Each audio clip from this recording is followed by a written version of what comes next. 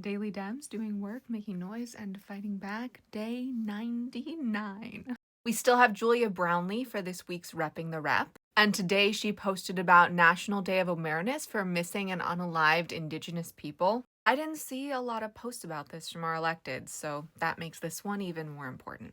Abby Wasserman Schultz got a response from Secretary Nome to her letter asking for DHS to preserve the temporary protective status for Venezuelans. Nome's response was, given the current situation in Venezuela, absolutely not. I'm so glad Wasserman Schultz wrote her letter because that means we have this response in writing. And Linda Sanchez got another response from a different letter.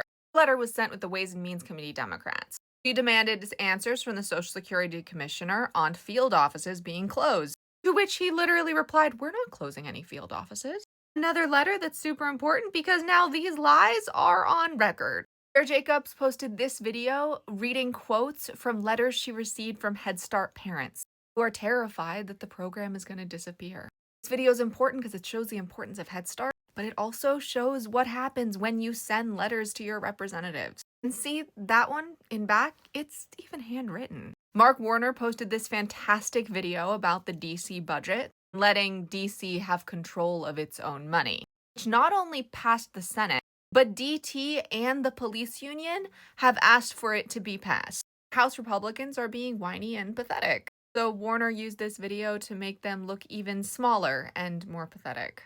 It's a brilliant tactic. Catherine Cortez Masto has a weekly podcast called 3 Things that I didn't know about until someone tagged me in this post today.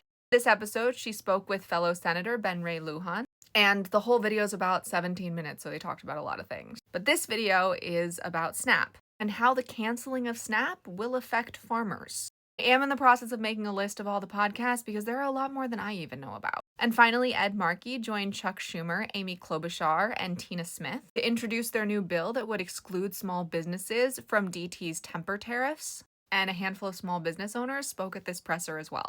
It's important to hear them speak from their experiences. So those are just a small handful of today's fighters. And isn't it interesting that a whole lot of them had to do with letters because, well, letters do have an impact. Which is why, if you made it to the end of this video, comment with a note. And if you went and found the clips and posts that I showed you, comment with a child. Because we really need to save Head Start. Our voices are our superpower, but only when we use them.